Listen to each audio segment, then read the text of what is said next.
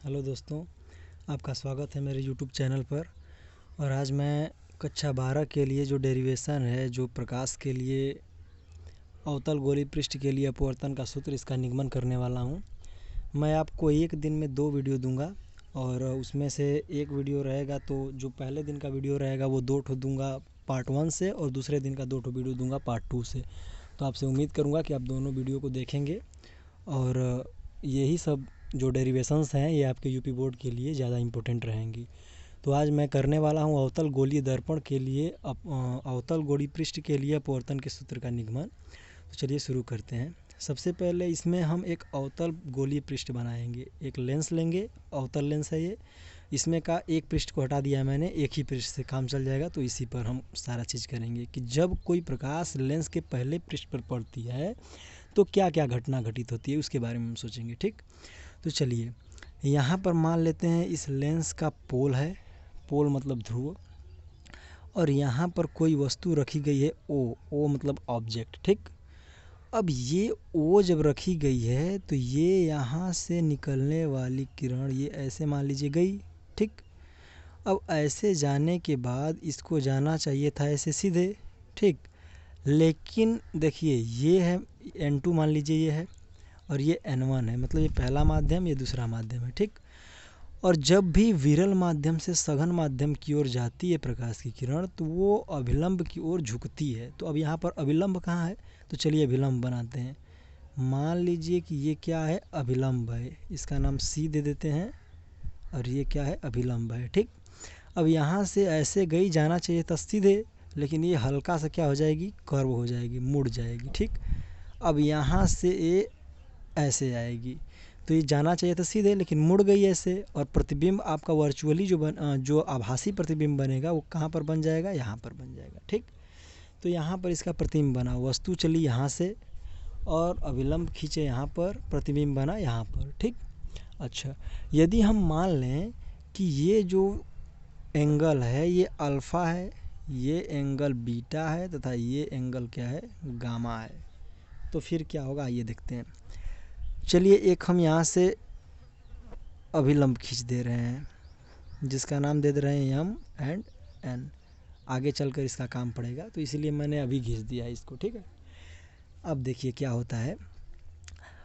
इतना तो आप सभी को क्लियर है। अच्छा, एक बात आपको क्लियर है, जब यहाँ पर तो वस्तु रखी गई है, यहाँ पर प्रतिबिंब। ठीक, तो वस्तु से लेकर पोल तक के बीच की दूरी को U से रिप्रेजेंट करते हैं, और वो भी कोऑर्डिनेट जो चतुर्थांश है हम लोगों का, उसकी साइड देखें तो ये माइनस चिन्ह हो जाएगा क्योंकि ये बाएं साइड में है। ठीक, उसी तरीके से जो भी बनेगा, जो बनेगा हमारा इमेज, वो भी निगेटिव होगा, और जो वक्रता त्रिज्या होगी इसकी वो भी क्या होगी, निगेटिव होगी। ठीक, अब इतना से हम लोगों का काम हो जाएगा। चलिए देखिए, सबसे पहले हम लिखेंगे स्नेल के नियम से। बहुत आसान तरीका मैं आप लोगों को बता रहा हूँ, अगर इसको आप करते हैं तो डेफिनेटली बहुत ही अच्छा सिद्ध होगा। स्नेल के नियम से आपने क्या पढ़ा है, sine I upon sine R is equal to N2/N1।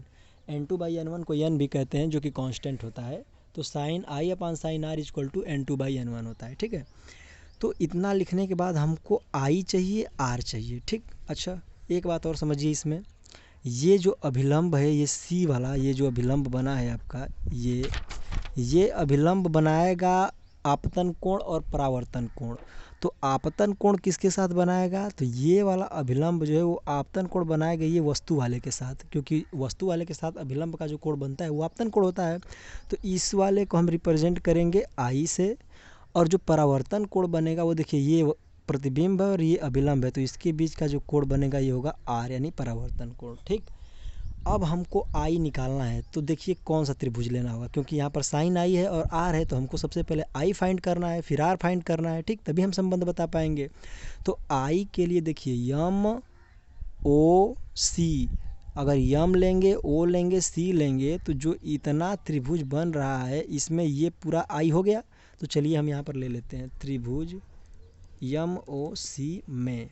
अच्छा, त्रिभुज MOC में आपको क्या देखने को मिला है, देखिए यम ओ सी, ध्यान से समझिएगा, जो यम है, ओ है, सी है, इसमें एक बाह्य कोण है गामा। जैसे यहाँ पर देखिए कुछ इस तरीके से मिला है, ठीक, कुछ इस तरीके से मिला है। यहाँ पर एक कोण है गामा, यहाँ पर कोण है अल्फ़ा ये वाला, और वो वाला जो कोण है ये आई है। तो जब भी कुछ इस तरीके का चित्र मिले तो ये जो बाह्य कोण होता है इसका मान अंदर के दोनों कोणों के प्लस के बराबर होता है। यानी कि यदि हम अल्फ़ा प्लस आई कर देंगे तो हमें गामा मिल जाएगा, ठीक। तो वही हम यहाँ पर लिख रहे हैं, ठीक। तो त्रिभुज MOC में gamma is equal to alpha plus I, यानी कि गामा का जो मान है वो अल्फ़ा और आई के बराबर है, ठीक है। हमको निकालना क्या है, आई, तो हम इसको ऐसे लिख सकते हैं, I is equal to gamma, और ये अल्फ़ा उधर चल जाएगा तो माइनस अल्फ़ा हो जाएगा। इसको समीकरण नंबर 1 दे दीजिए, ठीक। अब आगे चलिए, अब हमको आई के बाद आर निकालना है, तो आर के लिए त्रिभुज MIC लेंगे तभी ना यार पता चलेगा। तो चलिए लेते हैं त्रिभुज MIC में, ठीक। त्रिभुज MIC में देखिए वैसे ही होगा, यहाँ पर गामा है तो यहाँ पर गामा बाहर ही रहेगा, और अंदर क्या बचेगा, ये आर बच जाएगा और ये बीटा बच जाएगा। तो वैसे भी लिख देते हैं फिर, gamma is equal to R plus beta. अब इसमें से हमको आर का मान निकालना है, तो आर इक्वल टू क्या हो जाएगा, गामा माइनस बीटा, समीकरण नंबर 2। अब यहाँ पर कहेंगे अल्फ़ा आ रहा है, बीटा आ रहा है, गामा आ रहा है, क्या करें क्या नहीं करें समझ में नहीं आ रहा है। तो चलिए हम बताते हैं, गामा अल्फ़ा बीटा जो कुछ भी आ रहा है इसको सॉल्व करने से पहले हम गामा और अल्फ़ा का बीटा का मान निकाल लेते हैं, ठीक है।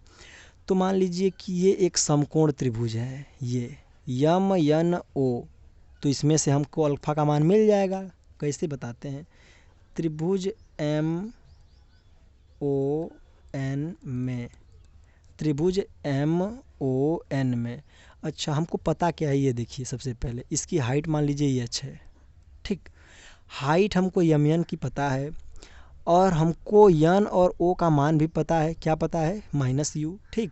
तो जब हमको N और O का मान -U पता है तो ऐसा कौन सा त्रिकोणमितीय अनुपात है जिसमें लंब और बटा के आधार होता है, तो tan alpha is equal to लंब बटा के आधार होता है। तो लंब बटा के आधार यानी लंब क्या हो गया आपका, h हो गया, ठीक, और आधार आपका क्या हो गया, ये -U हो गया, ठीक। लेकिन जो कोण यहाँ पर बनता है, जब प्रकाश की किरणें जाती हैं तो जो कोण बनता है वो बहुत ही कम बनता है, इसीलिए हम tan अल्फ़ा को अल्फ़ा के बराबर मान लेंगे, ठीक है। तो अल्फ़ा बराबर आपका हो जाएगा h/-u, इसको दे दीजिए समीकरण नंबर 3, ठीक है। अब देखिए, अब त्रिभुज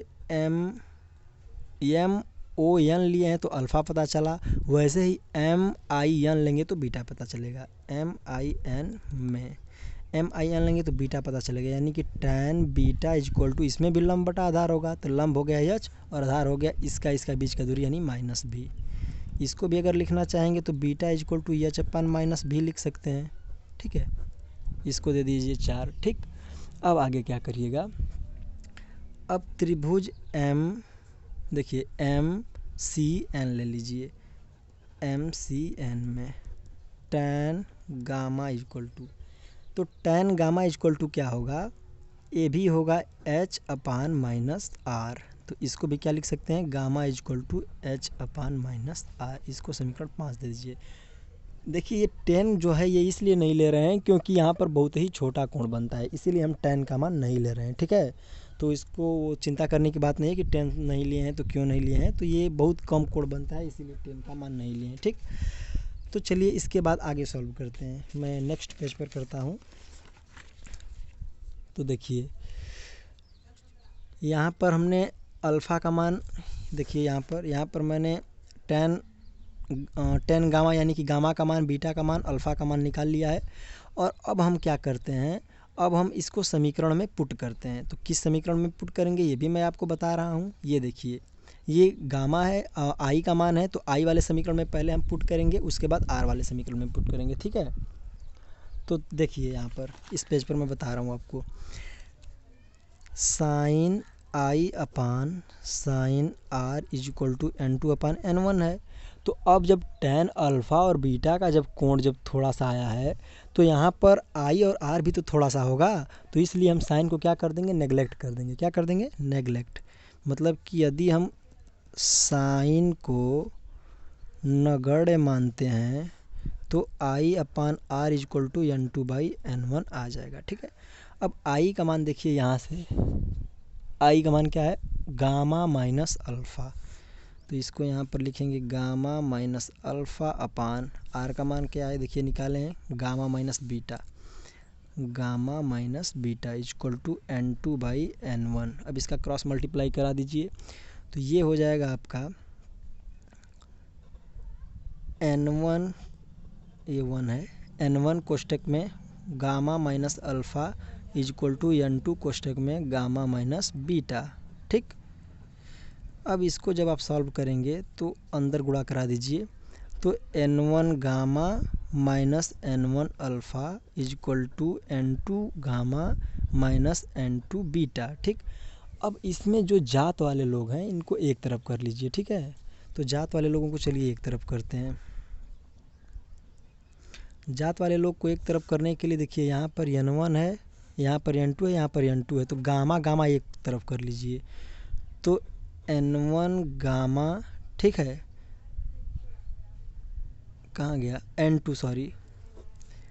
N2 beta minus N1 gamma N2 gamma minus N1 gamma. अब देखिए कैसे हुआ, इसको इधर ला दिए हैं तो N2 बीटा हो गया है प्लस में, और माइनस N1 गामा था तो वैसे ही हो गया, यहाँ पर N2 गामा वैसे ही छोड़ दिए हैं, और यहाँ पर इस प्लस है तो उधर जाएगा तो माइनस हो जाएगा। ठीक है, अब यहाँ पर मान को अल्फ़ा बीटा गामा के पुट कर देंगे, आंसर हमारा आ जाएगा। ठीक, अब N2 है तो N2 रहने दीजिए, बीटा का मान देखिए क्या है, बीटा का मान H/-B, तो H/V लिख दे रहे हैं, वो भी माइनस में। ठीक, फिर माइनस क्या है, N1 अल्फ़ा, अल्फ़ा का मान क्या है, H/-U। ठीक, उसके बाद N2 अपन गामा का मान क्या है, H/-R माइनस N1 गामा का मान क्या है, H/-R। ठीक है, अब देखिए क्या होगा, ध्यान से समझिएगा, यहाँ पर बहुत लोगों को कन्फ्यूजन होता है। तो यहाँ पर माइनस N2H/V और ये प्लस हो जाएगा N1H/U इक्वल टू N2H/-R, ये हो जाएगा प्लस N1H/R। ठीक, अब इसमें देखिए कुछ कॉमन लेने लायक है तो H कॉमन लेने लायक है। ठीक है, तो यदि हम H कॉमन लेते हैं तो यहाँ पर माइनस H कॉमन ले लीजिए, क्योंकि यहाँ पर देखिए कॉमन लेंगे H तो ये माइनस हो जाएगा, तो माइनस से हमको कटाने के लिए माइनस H कॉमन लेना होगा। माइनस H जब कॉमन लेंगे तो माइनस माइनस ये हो जाएगा प्लस N2/V, और ये प्लस है तो हो जाएगा माइनस N1/U इक्वल टू, अब यहाँ पर माइनस H ये है तो अंदर क्या बच जाएगा, N2/R प्लस, यहाँ पर देखिए प्लस नहीं बचेगा क्योंकि जब माइनस कॉमन लिए हैं तो यहाँ प्लस माइनस क्या हो जाएगा, माइनस हो जाएगा, और N1/हो जाएगा R। ठीक, ये माइनस H कट जाएंगे तो बचेगा क्या, N2/V minus N1/U equal to N2/R minus N1/R। ठीक है, अब देखिए हम क्या करते हैं, अब इसको सॉल्व करने के लिए हम सबसे पहले तो देखिए यहाँ पर बच जाएगा N2/V minus N1/U equal to, यहाँ पर 1/R कॉमन लेते हैं तो N2 माइनस N1 बच जाएगा। ठीक, तो इसको हम शॉर्ट में लिख सकते हैं N2/V minus N1/U equal to N2 minus N1/R।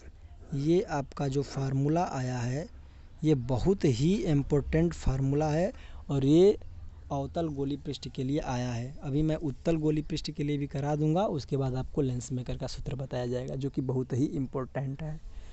तो देखने के लिए धन्यवाद, थैंक्स फॉर वॉचिंग, एंड इस वीडियो को शेयर कर दीजिएगा ताकि अन्य लोग भी देख सकें।